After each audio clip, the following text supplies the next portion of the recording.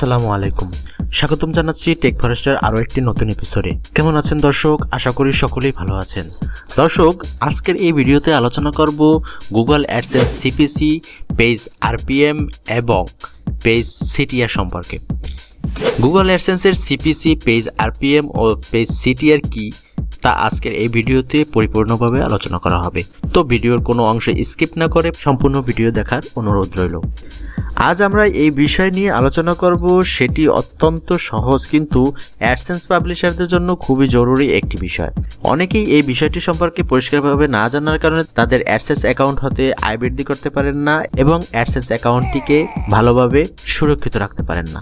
Google মূলত CPC ও RPM হিসেব করে অ্যাডসেন্স পাবলিশারদের বিজ্ঞাপনের জন্য টাকা প্রদান করে থাকে। সেক্ষেত্রে যার ওয়েবসাইটে সিপিসি ও আরপিএম রেট যত বেশি হবে তার ওয়েবসাইটে তত ইনকাম বেশি হবে। এই সহজ তিনটি বিষয় নিয়ে যাদের মাথায় ঘুরপাক খাচ্ছে তারা আজকের এই ভিডিওটি ভালোভাবে মনোযোগ সহকারে দেখলে পরিষ্কার হয়ে যাবেন। গুগল অ্যাডসেন্স থেকে আয় বৃদ্ধি করার প্রধান ও একমাত্র উপায় হচ্ছে ব্লগের ট্রাফিক বৃদ্ধি করা। যার ব্লগে যত বেশি ভিজিটর থাকবে অ্যাডসেন্স হতে সে তত বেশি আয় করতে সক্ষম হবে। আজকের ভিডিওর মূল বিষয় নিয়ে আলোচনা করার পূর্বে এটি বিষয় বলে রাখছি যে আমাদের আজকের এই ভিডিওর মূল বিষয় সিপিসি ও আরপিএম বৃদ্ধি করা নয়, শুধুমাত্র Google AdSense CPC, page RPM ও পেজ সিটিআর সম্পর্কে বেসিক ধারণা দেওয়া। পরবর্তীতে কোনো একদিন সিপিসি ও আরপিএম বৃদ্ধি করা সম্পর্কে আলোচনা করব। সেই ভিডিওগুলো মিস করতে না চাইলে আমাদের টেক ফরেস্ট ইউটিউব চ্যানেলটিকে সাবস্ক্রাইব করে সাথেই থাকবেন। সিপিসি, পেজ আরপিএম ও পেজ সিটিআর কি? আমরা আজ এই তিনটি বিষয় নিয়ে ধারাবাহিকভাবে আলাদা আলাদা অংশে ভাগ করে আলোচনা করব। তবে তার পূর্বে এগুলোর সাথে সম্পৃক্ত আরও কিছু বিষয় রয়েছে যেগুলো না জানলে বা পরিষ্কারভাবে ধারণা না নিলে আপনার কনসেপ্ট ক্লিয়ার হবে না। প্রথমে জেনে নেব পেজ ভিউ কি। এটি দ্বারা আপনার ব্লগের প্রত্যেকটি পেজ ভিউকে বোঝানো হয়ে থাকে। আপনার ব্লগে 100 জন ভিজিটর 100টি পেজ ভিজিট করলে পেজ ভিউ হবে 100টি। এই ভিউ এর সাথে অ্যাডসেন্স সরাসরি কোনো গাণিতিক সম্পর্ক নেই। অধিকন্তু আপনার ব্লগের পেজ ভিউ ও অ্যাড ভিউ সহ কোনো ইন্ডিভিজুয়াল অ্যাড ভিউকেও নির্দেশ করে। ইমপ্রেশন কি? ইমপ্রেশনের মাধ্যমে ভিজিটর কতটি বিজ্ঞাপন দেখতে পেয়েছে সেটাকে বোঝানো হয়। ধরুন আপনার ব্লগের একটি পেজে মোট 3টি বিজ্ঞাপন রয়েছে কিন্তু ভিজিটর ওই পেজের সবগুলো বিজ্ঞাপন দেখেনি, অর্থাৎ একটি বিজ্ঞাপন নিচের দিকে থাকার কারণে সেটি ব্রাউজারে উপরে ওঠেনি। সেক্ষেত্রে এখানে আপনার পেজ ভিউ হিসাবে 2 গণনা করা হবে। ইমপ্রেশন হতে ব্লগে মোট প্রদর্শিত বিজ্ঞাপনের সংখ্যা সম্পর্কে জানা যায়। ক্লিক কি? গুগল অ্যাডসেন্সের ক্ষেত্রে ক্লিক বলতে শুধুমাত্র বিজ্ঞাপন ক্লিককে বোঝানো হয়। এক্ষেত্রে আপনার ওয়েবসাইটের কতগুলো পেজে ক্লিক হয়েছে সেটি নির্দেশ করে না। পেজ সিটিআর কি? একটি ব্লগের মোট পেজ ভিউ এর মধ্যে কতগুলো পেজের বিজ্ঞাপনে ক্লিক হয়েছে সেটি পেজ সিটিআর দ্বারা বোঝানো হয়। কোনো ব্লগে 100টি পেজ ভিউ এর মধ্যে 5টি পেজের বিজ্ঞাপনে ক্লিক হলে পেজ সিটিআর হবে 5%। ইমপ্রেশন সিটিআর কি? একটি ব্লগে মোট প্রদর্শিত বিজ্ঞাপনের মধ্যে কতগুলো বিজ্ঞাপনে ক্লিক হয়েছে সেটি ইমপ্রেশন সিটিআর দ্বারা বোঝানো হয়। ধরুন আপনার ব্লগের প্রত্যেকটি পেজে 5টি করে বিজ্ঞাপন বসানো আছে এবং ব্লগের পেজ ভিউ হয়েছে 100টি, সর্বমোট বিজ্ঞাপন হয়েছে 500টি। প্রদর্শিত 500টি বিজ্ঞাপনের মধ্যে 15টি বিজ্ঞাপনে ক্লিক হলে ইমপ্রেশন সিটিআর হবে 15টি, অর্থাৎ 3%। পেজ আরপিএম কি? একটি ব্লগে প্রতিটি 1000 পেজ ভিউ এর জন্য কি পরিমাণ আয় হবে সেটি পেজ আরপিএম দ্বারা বোঝানো হয়। ইমপ্রেশন আরপিএম কি? একটি ব্লগে সকল পোস্টে প্রদর্শিত মোট বিজ্ঞাপনের জন্য প্রতি 1000 বিজ্ঞাপনের জন্য কি পরিমাণ আয় হবে সেটি ইমপ্রেশন আরপিএম দ্বারা বোঝানো হয়। দর্শক, এবার জেনে নিব এগুলো নিয়ে বিস্তারিত। সিটিআর, ক্লিক থ্রু রেট কি? একটি ব্লগ কিংবা ওয়েবসাইটের বিজ্ঞাপনে মোট ভিউ এর মধ্যে কতবার বিজ্ঞাপনে ক্লিক হয়েছে সেটি বোঝাতে সিটিআর ব্যবহার করা হয়। উদাহরণস্বরূপ হিসেবে ধরুন আপনার ব্লগের বিভিন্ন পেজে 1000 বার ভিউ হয়েছে এবং অ্যাড এ মাত্র 10 জন ভিজিটর ক্লিক করেছে, সেক্ষেত্রে আপনার সিটিআর হবে 10%। যদি আপনার ব্লগে পেজ ভিউ হয় 100 এবং 50 বার বিজ্ঞাপনে ক্লিক করা হয়ে থাকে তবে আপনার সিটিআর দাঁড়াবে 50%।